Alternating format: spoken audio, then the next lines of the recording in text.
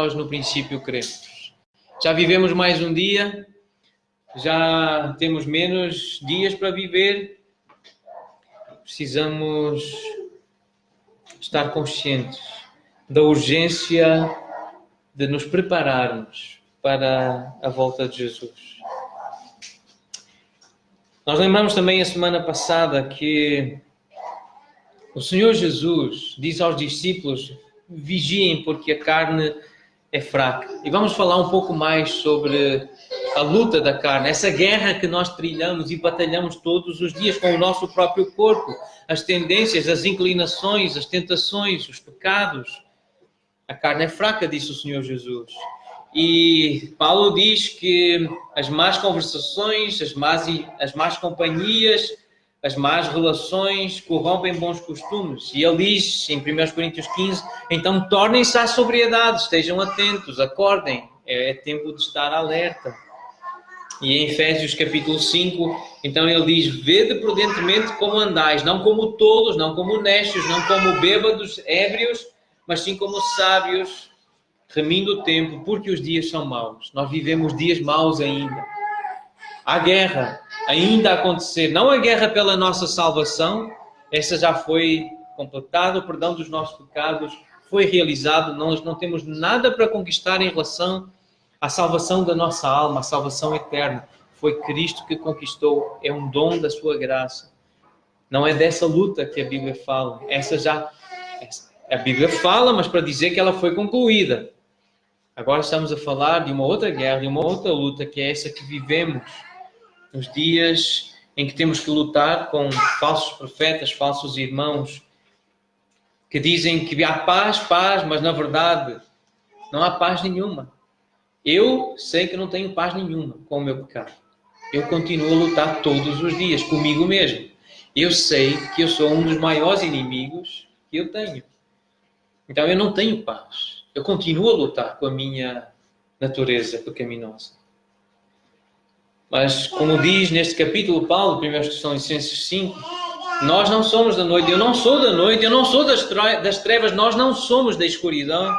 Por isso, não dormamos como os demais. Pelo contrário, vigiemos, sejamos sóbrios. Nós somos do dia.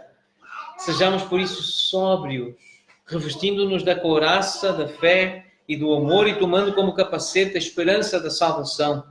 O fim de todas as coisas, diz Pedro, está próximo.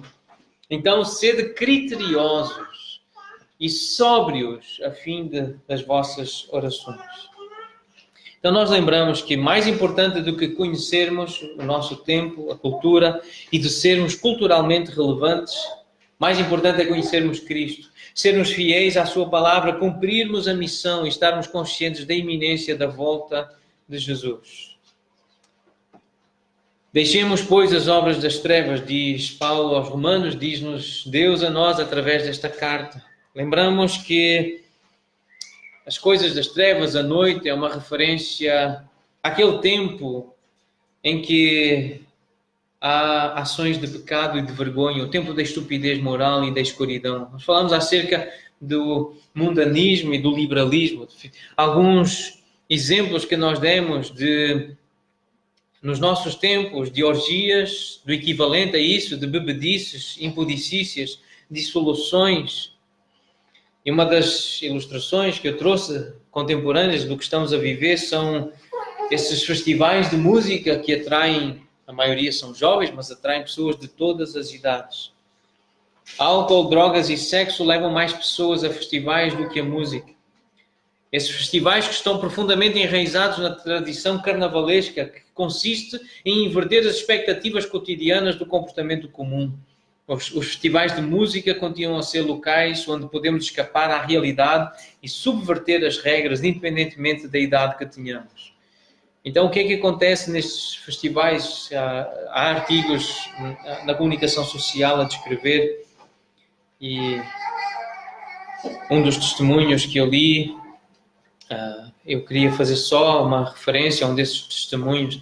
Para lá do divertimento de quem assiste a 2 milhões e dos milhões de pessoas que se movimentam nesses festivais, esses eventos também têm um lado B ligado à velha expressão sexo, drogas e rock and roll, que existe desde que o rock apareceu. Grandes concentrações de pessoas levam sempre a grandes excessos.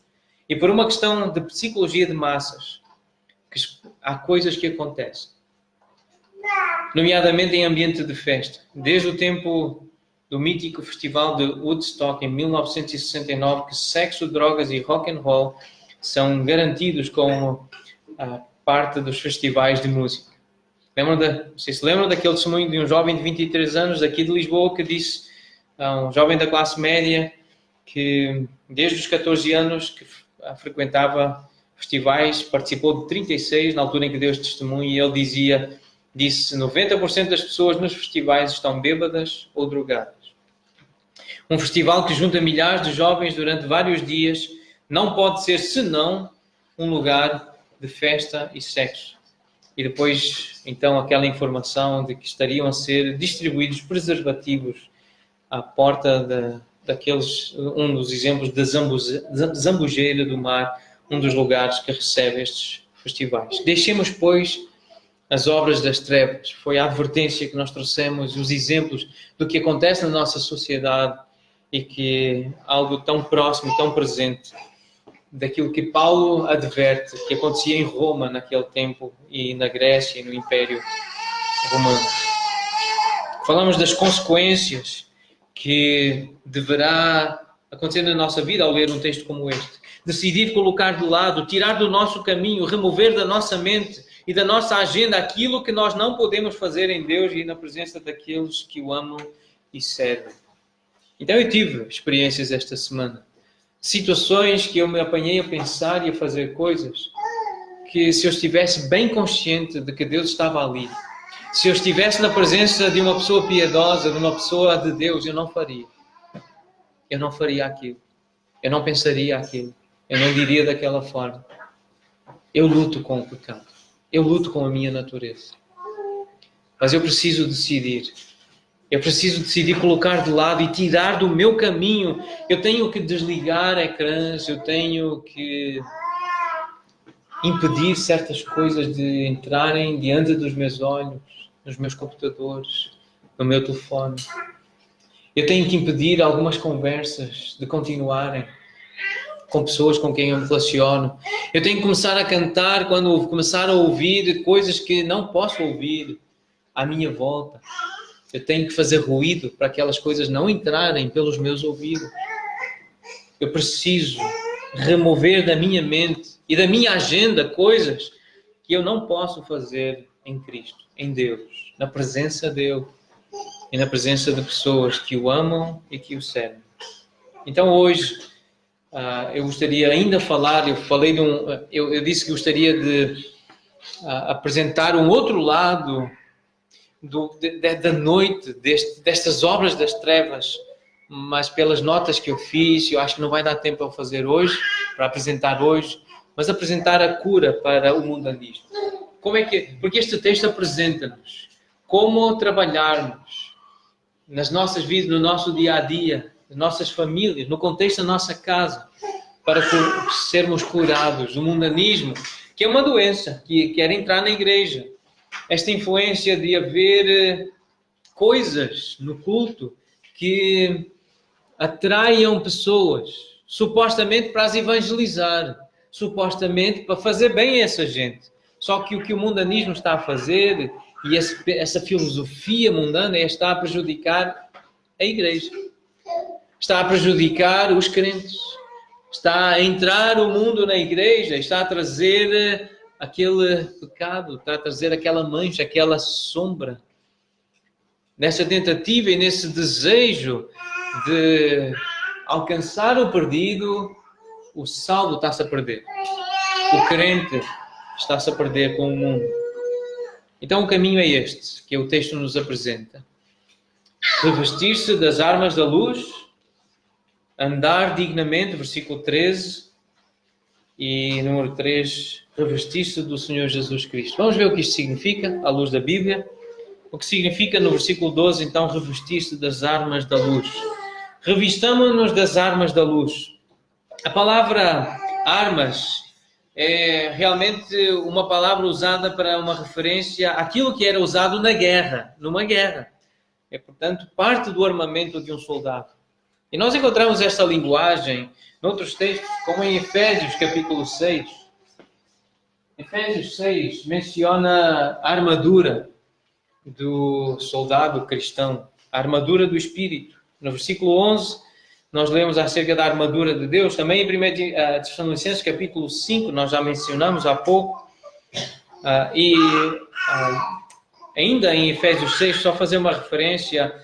Quais são essas coisas que fazem parte da armadura de Deus? O texto em Efésios 6 menciona a verdade, a justiça, o evangelho da paz, a fé, a salvação, a palavra de Deus e a oração. A oração é a própria luta, é a própria batalha, muitas vezes descrita assim, quando Paulo diz: lutem comigo a meu favor, orando por mim. Em 1 Tessalonicenses 5, este é um contexto que fala aqui também de uma armadura, mas que é composta pelo cinto, pela couraça, o calçado, o escudo, o capacete, a espada. Isto é tudo uma linguagem de luta. Em Romanos 8, um texto que é bem claro acerca disto que nós estamos a falar e que estamos a descrever, essa luta com o nosso pecado. Romanos 8,13 diz: se viverdes segundo a carne, caminhais para a morte. Mas se pelo Espírito mortificardes, matardes. É uma descrição do objetivo. Qual é o objetivo da guerra? Da batalha, da luta? É matar. Se pelo Espírito mortificardes os feitos do corpo, certamente vivereis. É sobre essa luta, é sobre essa guerra que nós vamos falar.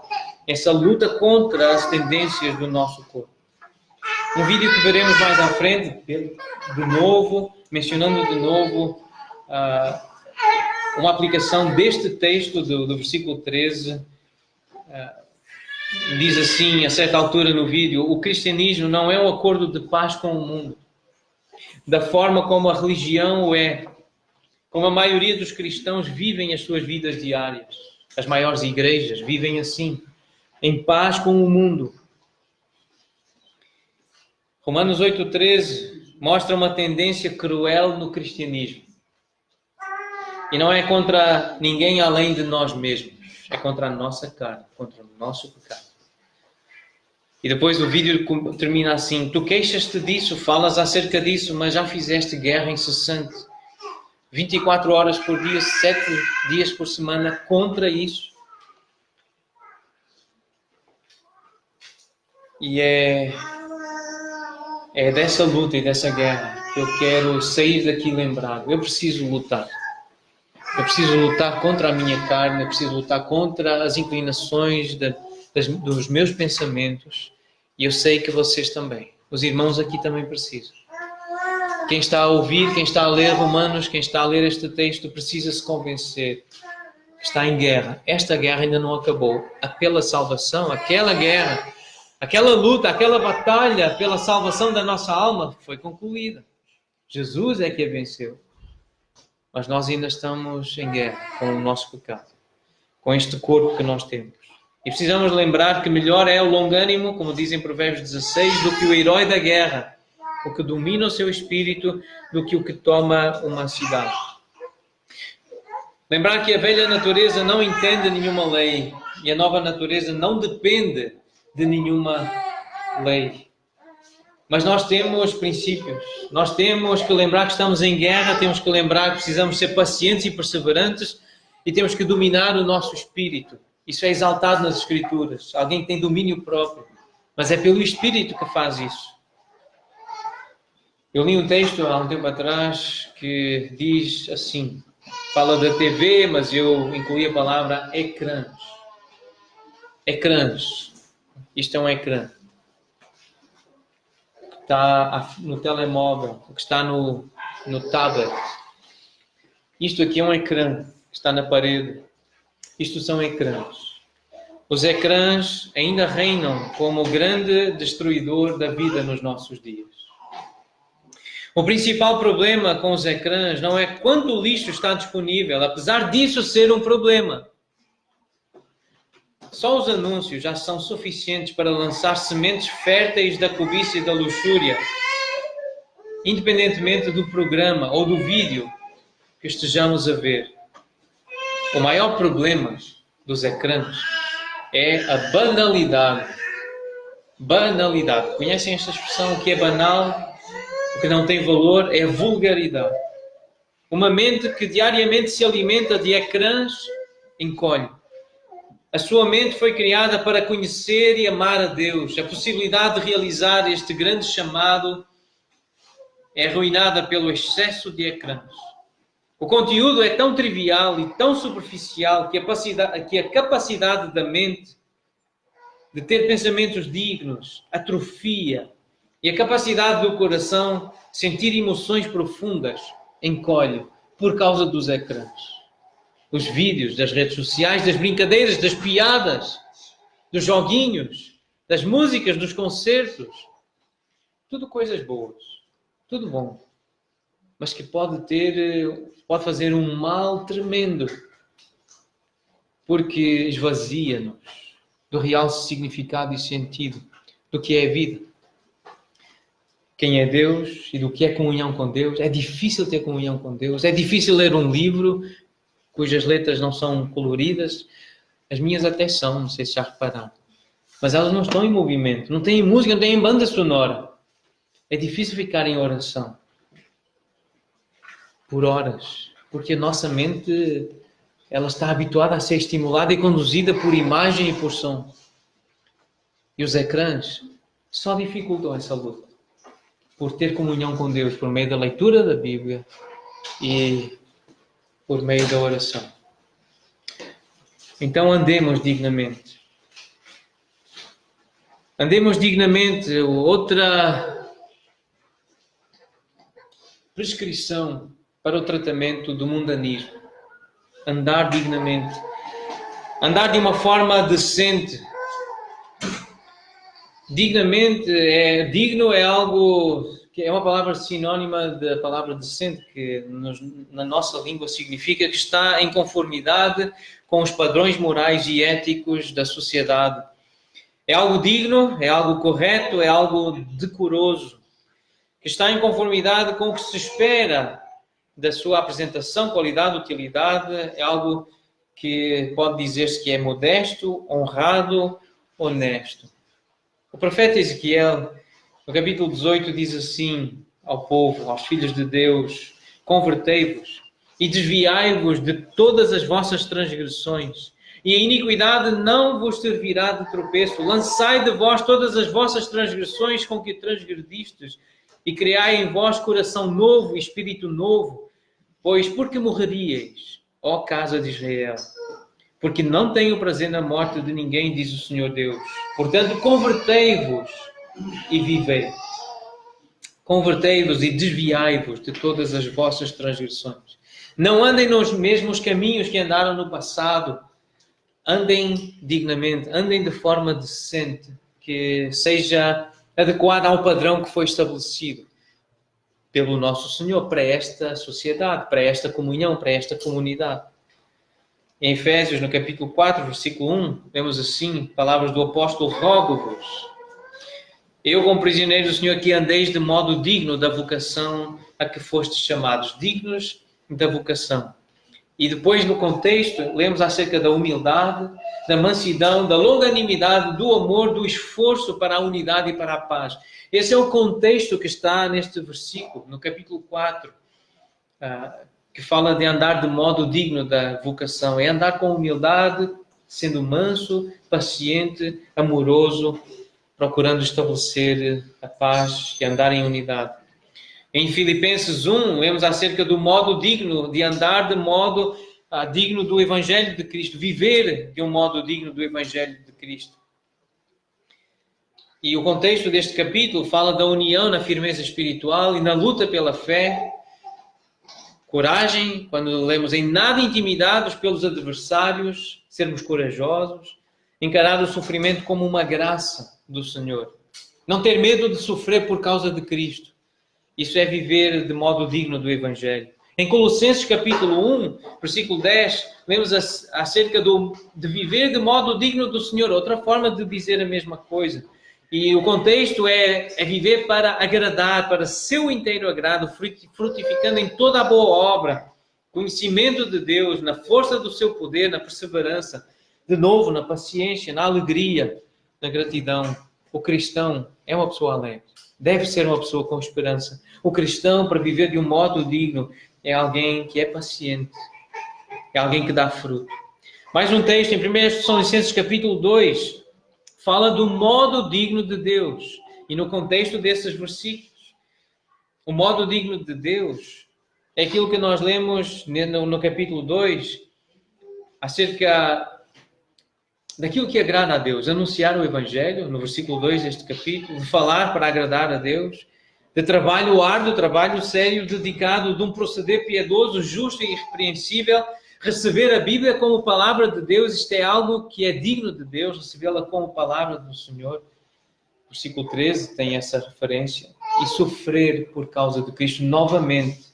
Isso é algo digno. Alguém que sofre por causa do Evangelho.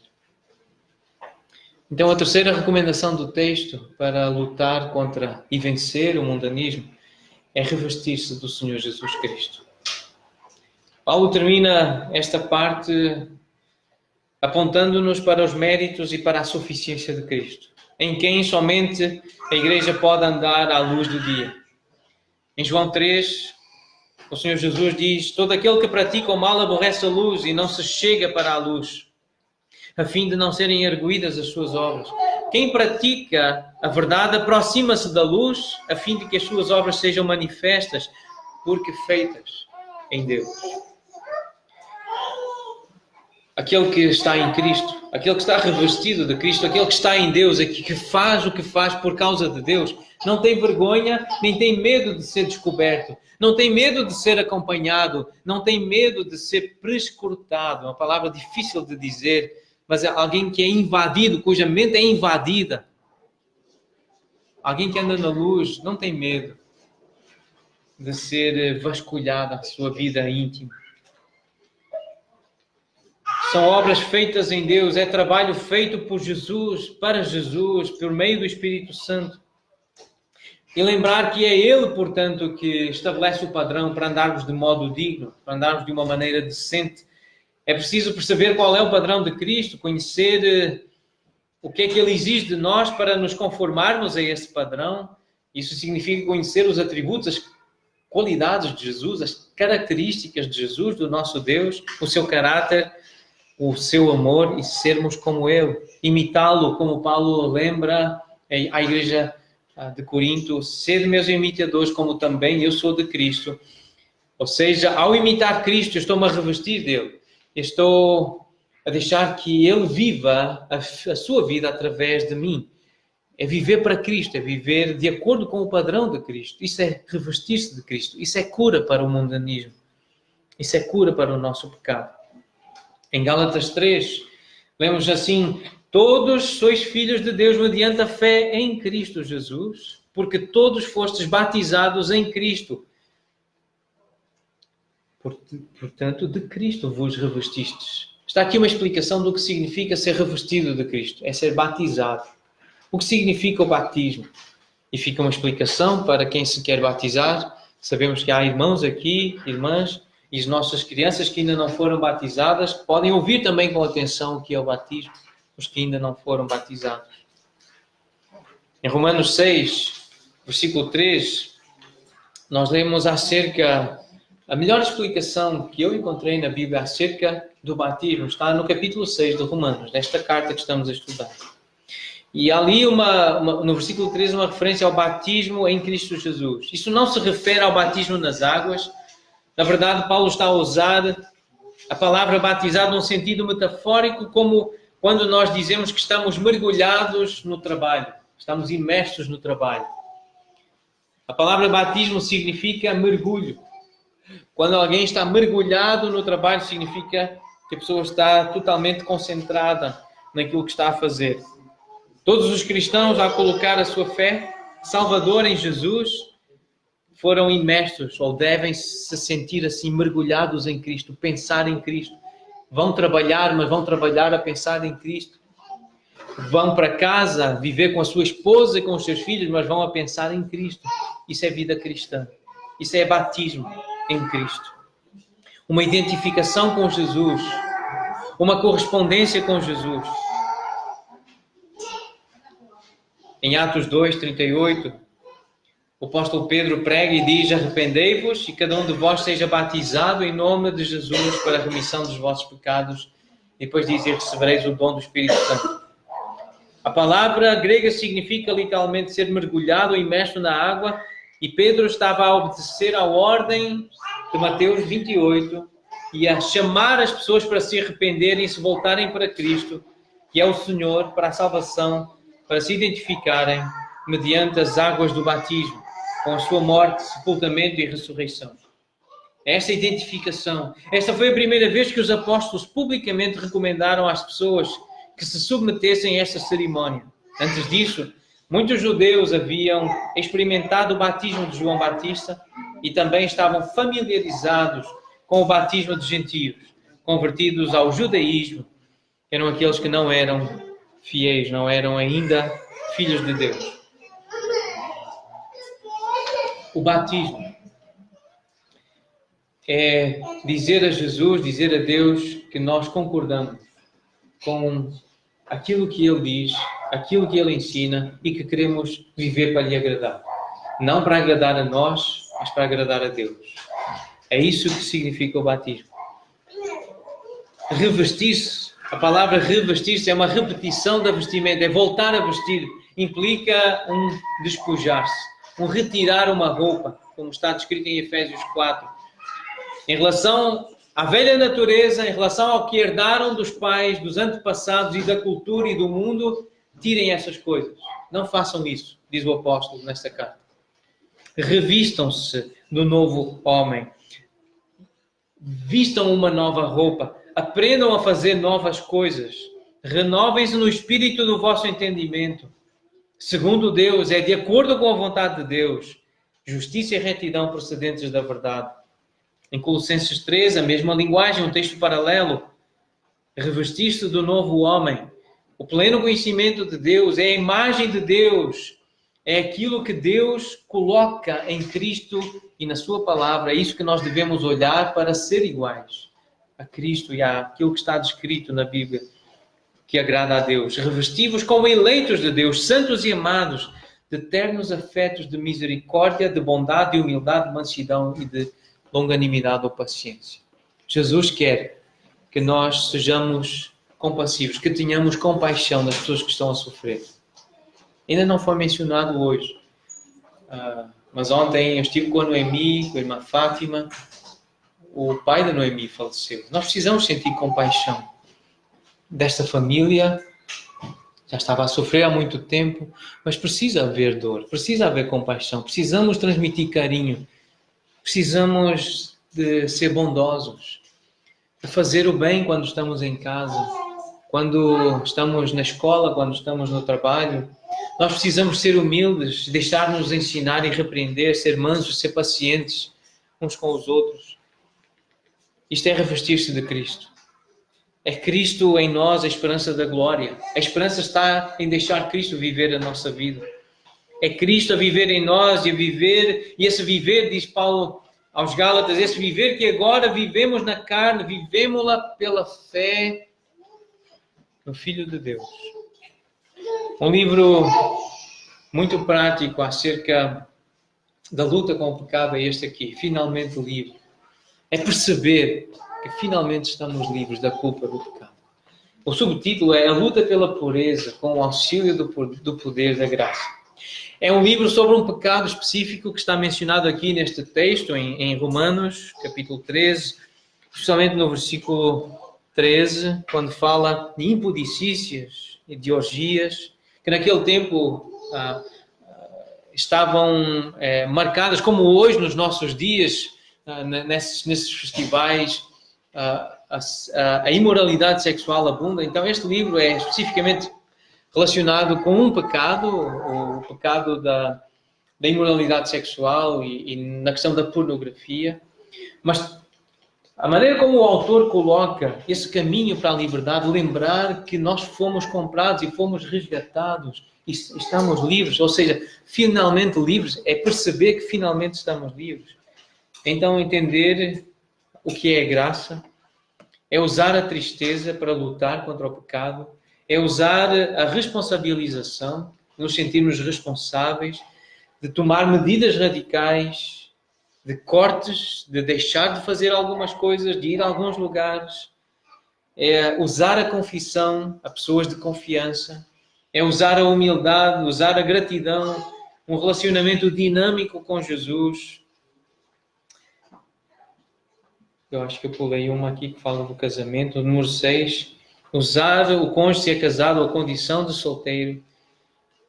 E essa disponibilidade maior para servir a Jesus, quem é solteiro. Tudo isto para corresponder a um chamado que a Bíblia nos deixa para a santidade e para a esperança. Temos recursos práticos, testemunhos poderosos de pessoas que venceram em Cristo, foram libertadas por Cristo. Eu queria ler uma história que está aqui no livro. História de 2 homens. Um deles chama-se Ryan.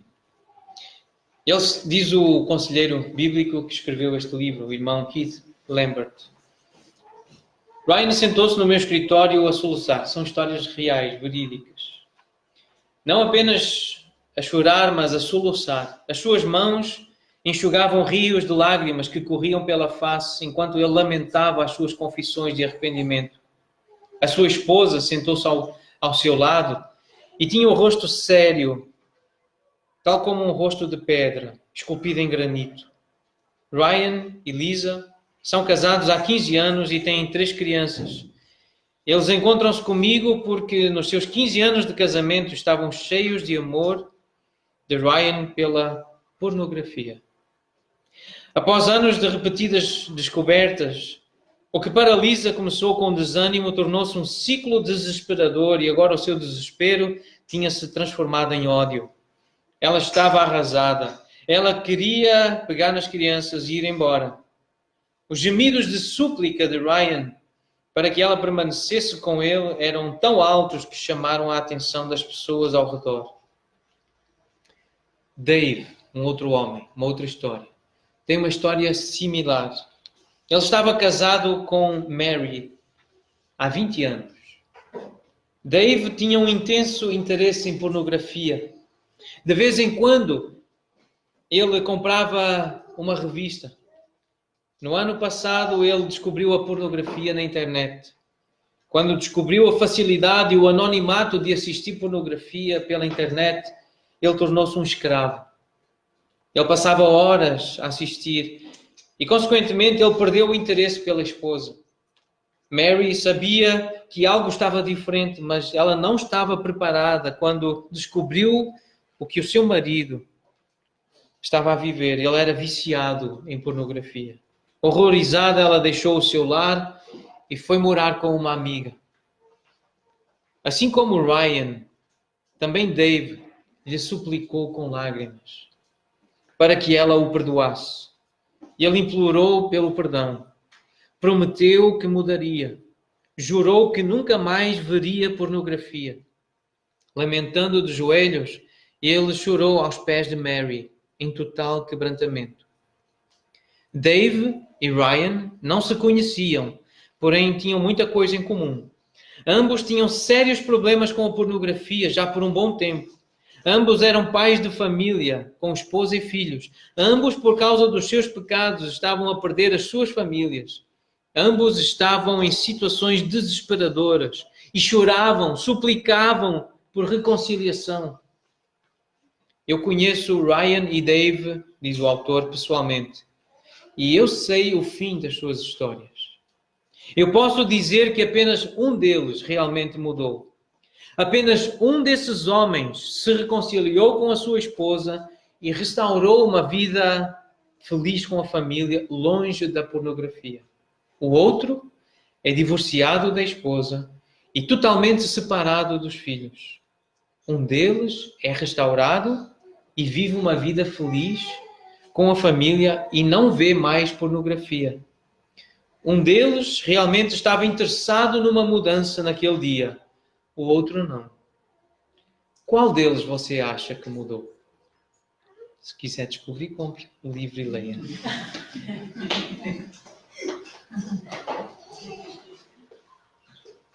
Há pessoas que não se libertam. Há pessoas que não chegam a ser finalmente livres. É preciso desenvolver uma mentalidade de guerra contra o diabo, contra o mundanismo e principalmente contra o nosso pecado. E é preciso lutar essa guerra, lutar essa luta, guerrear essa guerra. É preciso batalhar. Há uma guerra neste momento contra o nosso pecado. Pulando para uma quinta lição, uma quinta consequência do estudo e da leitura desta palavra, lembrar que para nos revestirmos de Cristo, nós precisamos nos arrepender com a pregação de Cristo e ouvir a sabedoria de Cristo. Portanto, enchamo-nos da palavra do Senhor e rendamo-nos ao seu Espírito.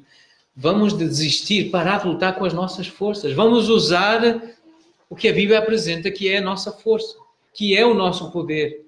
Nós não vamos conseguir lutar sozinhos contra este gigante. É grande demais, é poderoso demais, é quase onipresente, quase. É muito difícil lutar contra o mundo e contra o pecado do nosso coração. É muito difícil lutar contra os demônios que estão à nossa volta, o diabo que anda à nossa volta. É muito difícil. Portanto, eu gostaria de falar acerca de um grave problema que nos tem atingido, que é esse problema do legalismo e do fundamentalismo e do radicalismo. Mas isso vai ficar para uma próxima oportunidade. Hoje eu queria que nós víssemos este vídeo que nos ajuda a desenvolver esta mentalidade de guerra. Um vídeo que nós já vimos, mas que eu sei que os irmãos, como eu, lutam com o pecado, vão ficar gratos por ver de novo. E nós vamos terminar este momento assim, revendo este vídeo. Prestem atenção à palavra. Romanos 8:13 é o versículo que está por detrás deste excerto de uma pregação. E vamos então deixar-nos conduzir pela palavra do Senhor desta forma.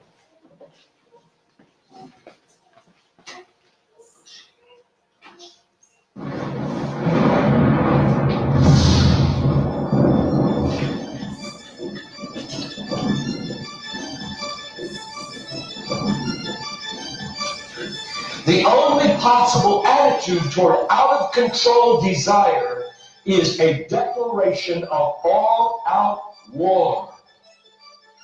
I hear so many Christians murmuring about their imperfections and their failures and their addictions and their shortcomings, and I see so little war. Murmur, murmur, murmur. Why am I this way? Make war! If you wonder how to make war, go to the manual. Don't just bellyache about your failures. Make war!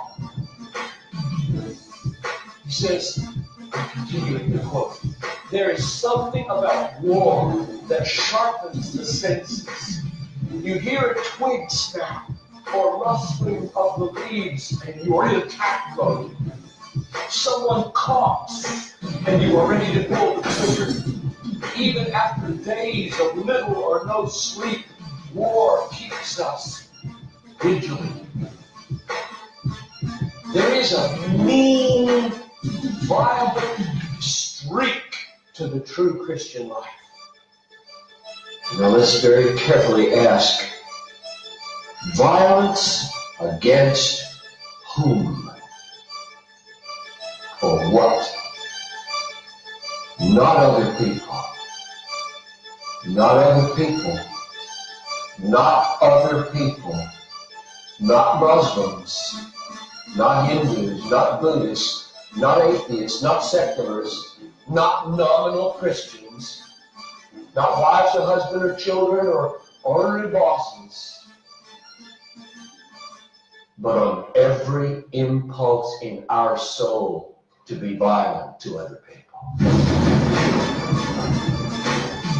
Violence, a mean streak in Christianity, against our own selves.